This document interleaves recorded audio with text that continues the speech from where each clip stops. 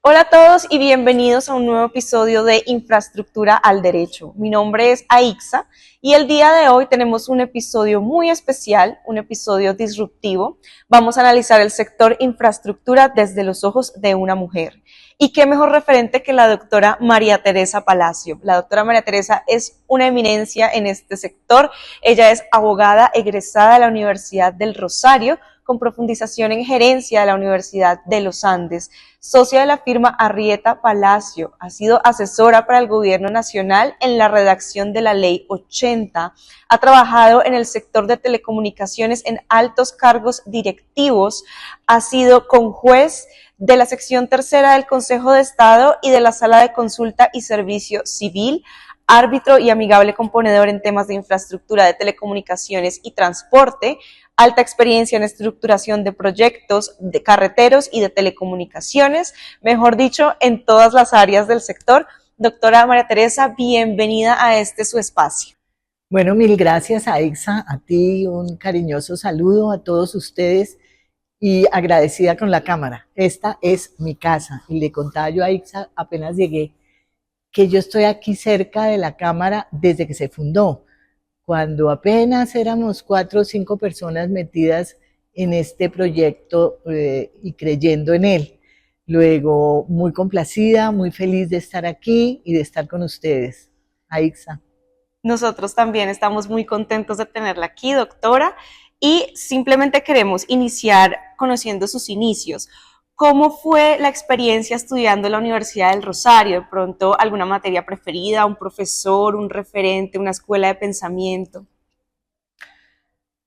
Bueno, yo fui, primero que todo, muy feliz en la Universidad del Rosario. Nuestro entorno pequeño hacía que fuéramos todos muy amigos. No había grandes sitios donde salir, pues el centro no ha sido así muy propenso a salir a caminar. Eso nos permitía estar todos cerca. Fui una magnífica estudiante, no tanto en disciplina, como todos ustedes me conocen, pero magnífica estudiante y referentes muchos, pero en especial mi foco, mi faro, mi mamá, mi mentora ha sido la doctora Susana Montes de Echeverry, quien por cierto dentro de poco le haremos un merecido homenaje. Ese fue mi referente. Quise ser penalista primero en mi vida, era muy intrigante, pero en la vida profesional me puso en este camino del derecho público. Bueno, ¿y qué te apasionó para incursionar en el derecho público específicamente? Pues la verdad, en la universidad mi profesora, la doctora Susana Montes de Echeverry, me dio 3 materias.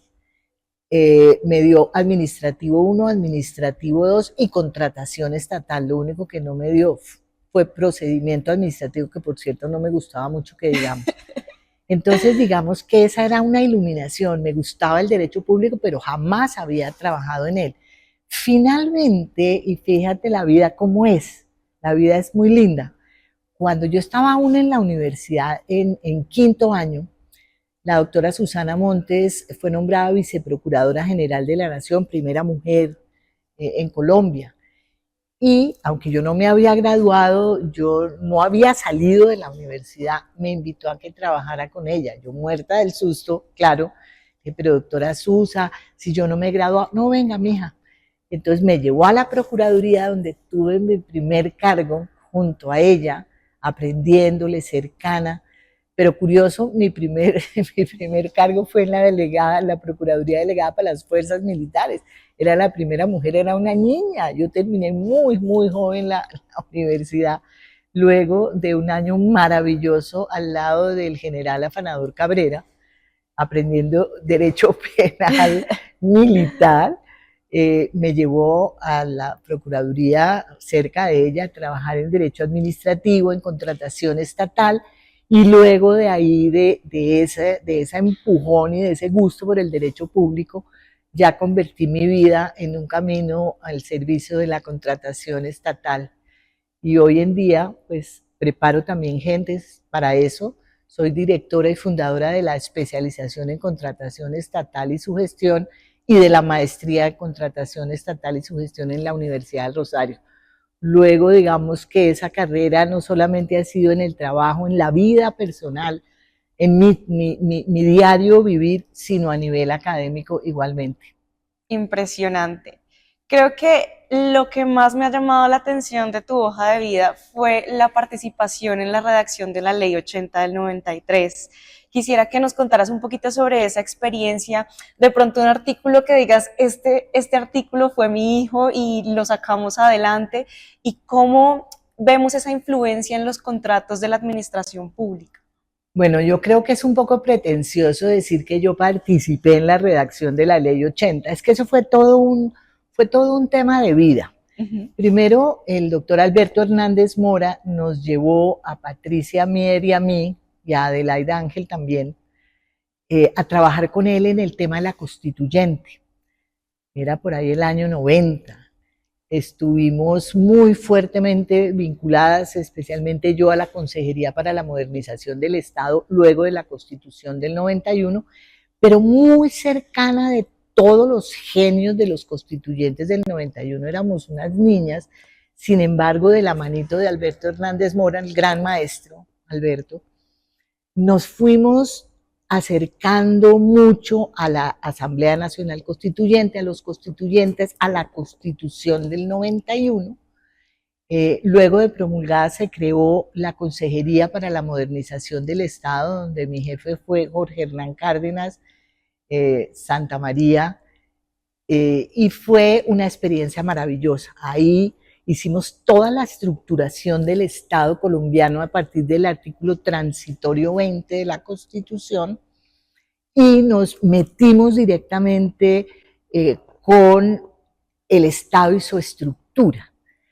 Fíjate, cosa curiosa, 91 Constitución, cambio de Constitución, nueva Constitución, pasamos de un Estado monopólico a uno competitivo. Año 92, cambio de estructura del Estado con el artículo transitorio 20, y quedaba ahí a la puerta lo que pasó en el año 93, que no fue una casualidad, fue la ley de contratos. Entonces yo estuve en todo ese proceso, 90, 91 Constitución, 92 estructura del Estado, cambio de estructura del Estado, y 93 ley de contratos. Y un artículo que me apasiona, me parece el artículo más bello de la ley 80, es el artículo 13. El artículo 13 de la ley 80, que dice: norma aplicable a la contratación estatal, el Código Civil y el Código de Comercio, salvo lo que expresamente consagre esta ley. Luego, lo que todos creemos que la ley 80 es la ley de contratos, no, es un salvo. La ley de contratos es el Código Civil, es el Código de Comercio, en la medida en que la Constitución del 91 es una constitución donde el particular juega un papel fundamental, es un Estado ya no monopólico, sino competitivo entre el Estado, otros estados, el Estado con los particulares, es decir, es un Estado de competencia.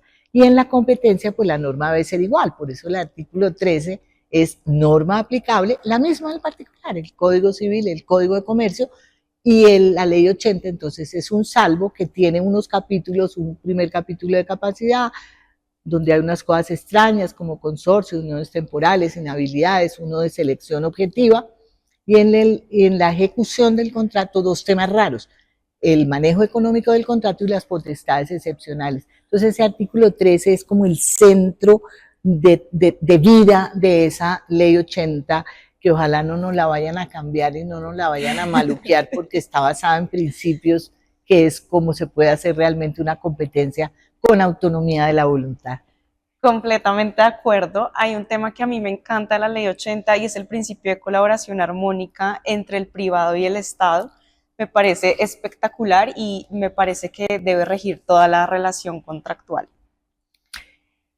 Desafortunadamente tenemos la idea de que el contratista es una contraparte, y resulta que el contratista es nuestro colaborador, es el colaborador del Estado, y entre contratista y contratante sacan adelante los proyectos.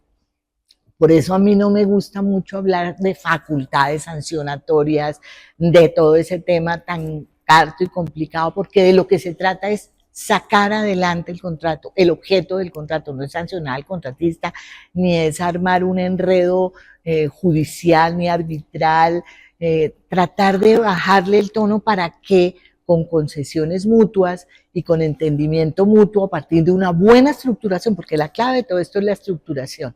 Si una estructuración queda bien todo lo demás. Pero tratar de buscar un camino de armonía, un camino que llegue a donde debe llegar, y es a donde, a que el contrato se ejecute, no a que salgan 1000 peleas, 1000 discusiones, 1000 reclamaciones, sino a que el contrato se ejecute. Por eso, digamos que hay que hacer un llamado a esa colaboración armónica entre contratista y contratante. Completamente de acuerdo. Ya vamos a hablar de la estructuración más adelante, pero ahora quiero que nos cuentes un poquito sobre tu experiencia en el sector de telecomunicaciones.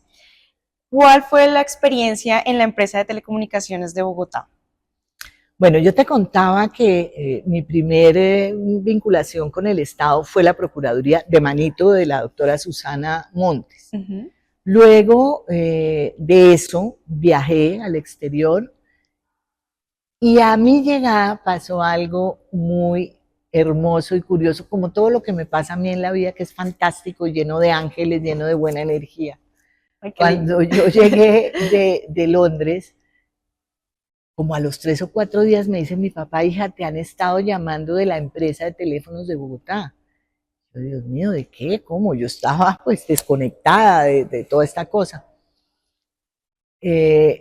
Para contarte que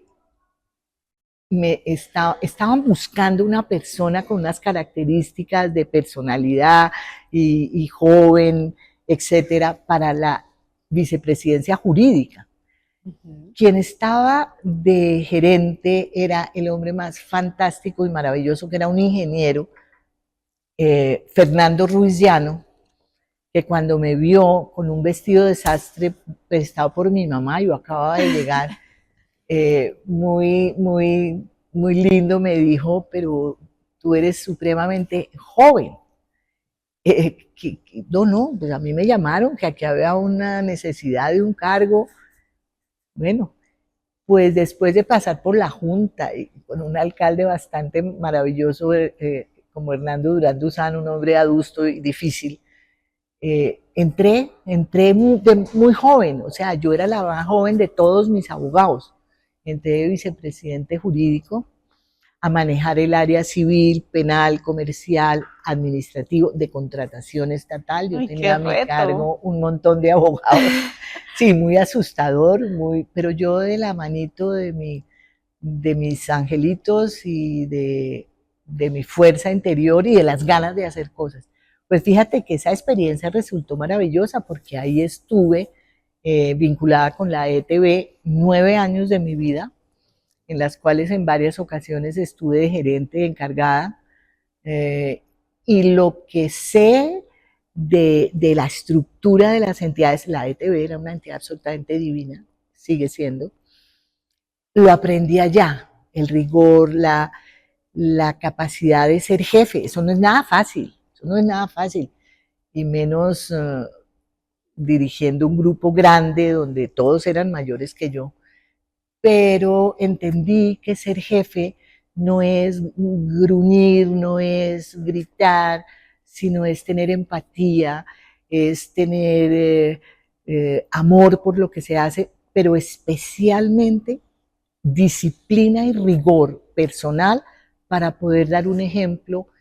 Y creo que fue exitosa mi paso, muy exitoso el paso por la ETV, donde tuve oportunidad de mirar todo el sector de telecomunicaciones, la telefonía móvil celular, todos aquellos cambios maravillosos y rápidos que se dieron en las tecnologías en esas épocas. De ahí salí a montar mi oficina, que es un cuento muy bello, porque mis dos compañeros de pupitre del Rosario, el doctor Antonio Yubi y el doctor Fernando García, teníamos el sueño de montar una oficina.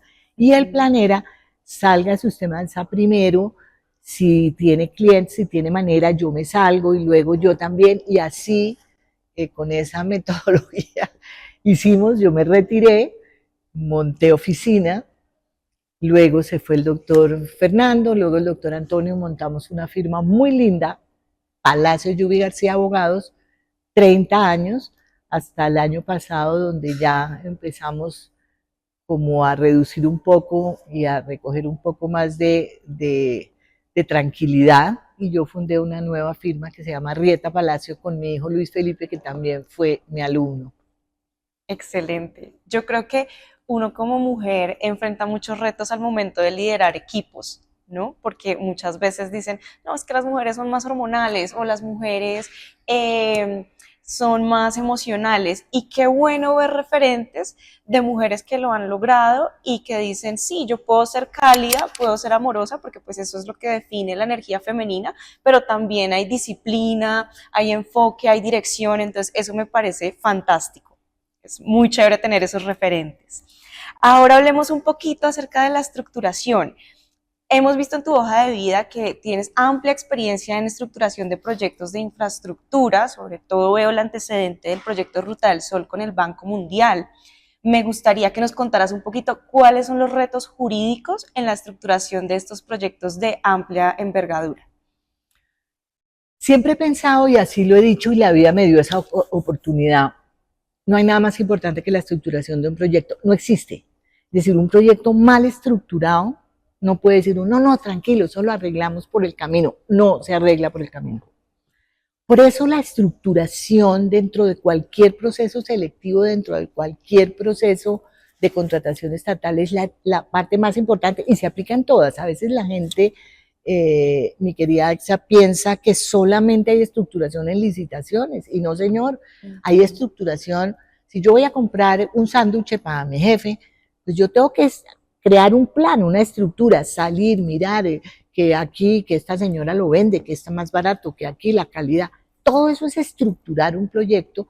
¿Por qué? Porque estructuración va pegado a un principio absolutamente importante, que es el principio de selección objetiva.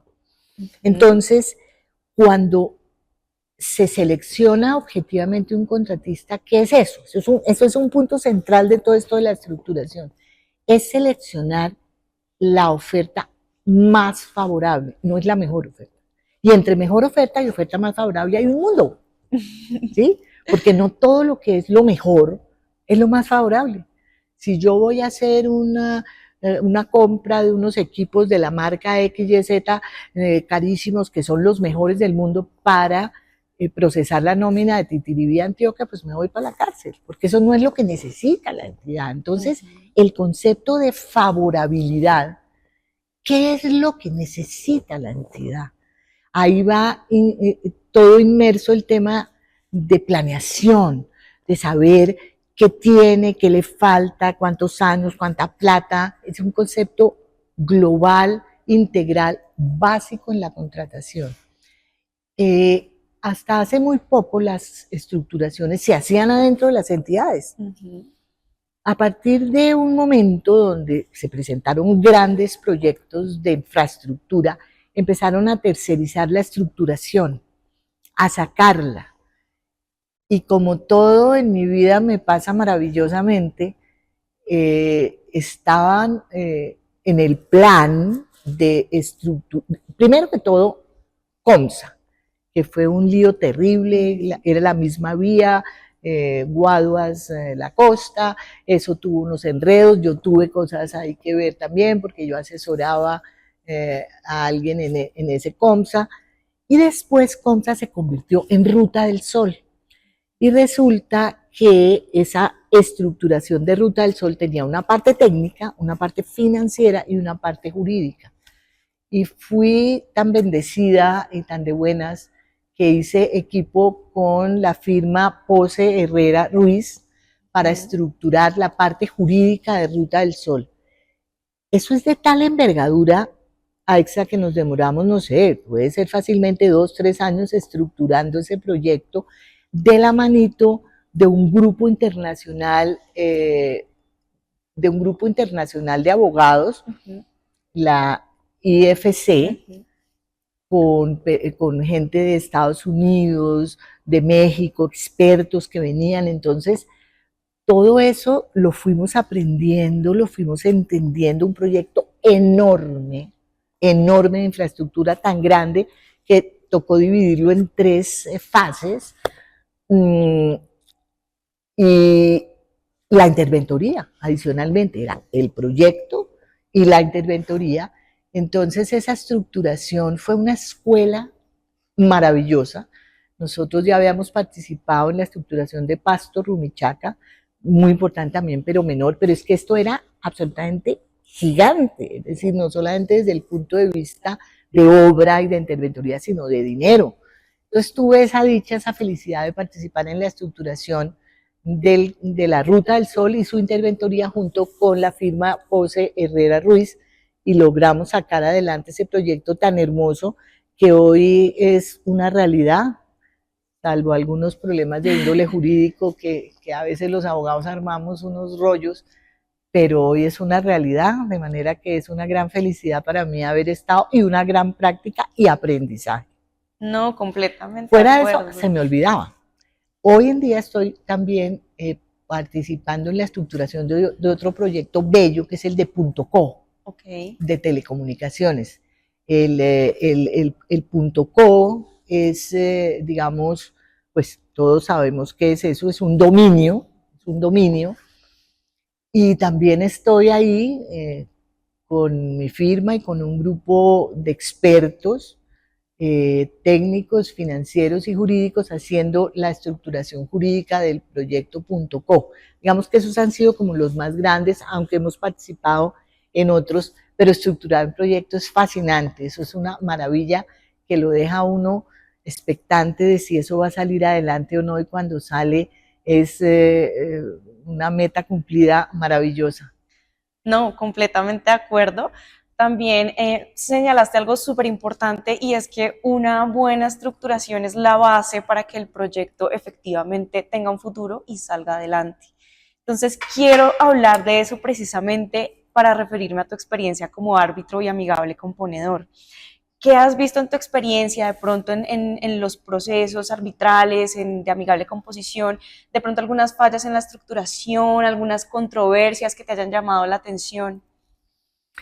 Bueno, mi papel como árbitro ha sido también una bendición, porque administrar justicia es algo que no te lo podría explicar, es decir, es centrarse uno en un problema, es solucionarlo, es buscarle a partir de las pruebas y de los hechos la razón de las cosas. Entonces, digamos que yo soy conjuez del Consejo de Estado también, no solamente de la sección tercera, sino de la sala de consulta, y como conjuez he administrado justicia en el Consejo de Estado, en la sección tercera, que es la de contratos y responsabilidad. En el arbitraje, en la amigable composición, he tenido bajo mi responsabilidad grandes debates, grandes líos. Uno de ellos muy importante, la demanda de Comcel fue Comcel y Americana de Telecomunicaciones contra el Ministerio de las TIC. Un lío, ahora te cuento un poquito de ese lío, pero digamos que mi actividad arbitral siempre ha sido como árbitro. Yo he fungido como parte 2 o 3 veces en mi vida, prefiero ser árbitro que parte, pero además me gusta estar de un solo lado para evitar suspicacias en algunas cosas. Y sí, la actividad arbitral es resolver con justicia, es resolver con objetividad, con rigor. Y eso hace que cuando tú sacas el laudo, pudiéndose uno equivocar, eso sí, porque pues nadie está exento de eso. Afortunadamente en toda mi vida de árbitro, yo empecé a ser árbitro por ahí en el 2003, nunca me han anulado un laudo. Por un tema de no haber pedido un permiso a no sé qué autoridad o no, alguna cosa, pero de resto ni uno. Eso es maravilloso, y administrar justicia es bello donde lo pongas y como lo pongas, pero te digo algo, la amigable composición yo la amo, porque es que nosotros tenemos que aprender a resolver nuestros conflictos sin judicializarlos, sentarnos, a hablar, a amigar. Por eso yo amo los mecanismos de solución directa, la amigable composición, la conciliación. Esos mecanismos me parece que evitan grandes pleitos, grandes problemas. A Colombia le cuesta arreglar sus controversias. Nosotros somos un país muy contencioso. Entonces, digamos que si tú me preguntas a mí, amando el arbitraje, por supuesto, hago mucho esfuerzo dentro del arbitraje mismo de que se solucionen los conflictos, pero si tú me preguntas, soy más adicta a los mecanismos de amigable composición que al mismo arbitraje o a la misma jurisdicción ordinaria, que juegan un papel fundamental en la sociedad. Pero si pudiéramos arreglar nuestras controversias directamente, sería absolutamente fantástico. No lo logramos tanto porque somos un país, vuelvo a decirte, pelietas. Entonces eso complica las cosas. Lleno de abogados. Pero fíjate que el abogado no necesariamente es pelietas. El abogado puede ser un gran amigable, un gran conciliador. Y entonces yo por lo menos nunca he litigado. Yo no soy litigante, yo soy abogada consultora y árbitro. Entonces esa unión del abogado con la pelea no es tan cierta, no es tan cierta. Nosotros somos grandes componedores. De acuerdo, 100%. Bueno, y ahora que mencionas el tema del laudo de Comcel, hay una figura que es muy valiosa, creo que fue pionera en ese laudo, y fue el tema de la compensación por reversión, que inclusive ahorita se está aplicando un montón en otros contratos de otros modos de transporte. Me encantaría que habláramos de esa figura, cómo se aplica, cómo se reconoce aquella infraestructura que se revierte y que no ha sido intervenida por alguna imposibilidad, cómo se maneja ese tema. Bueno, ese es un laudo icónico en el tema de reversión. Yo creo que es la primera vez, me atrevería, claro que obviamente esto no me atrevo yo tampoco a afirmarlo, pero que se ha tratado de fondo el tema de la potestad excepcional de la reversión. Pero fíjate que el fondo es muy raro, porque ¿qué dice la norma? Se revertirán los bienes que han sido afectos de manera directa, pero ojo, a contratos y no a servicios. El artículo dice la reversión devuelve los bienes del Estado en contratos de concesión, especialmente, cuando son bienes del Estado en concesión. Pero fíjate que el artículo no dice en ningún momento servicios, y he visto aplicar la cláusula de reversión a servicios. Yo particularmente, con todo el respeto de colegas maravillosos que han aplicado la cláusula de reversión no para bienes, sino para servicios, creo que la norma de la ley 80 sí nos quedó mal redactada porque ha debido decir bienes y servicios, pero dijo solo bienes. Okay. Entonces ahí hay un puntico que va a tocar o modificar o porque yo creo que no hay reversión como potestad excepcional en servicios.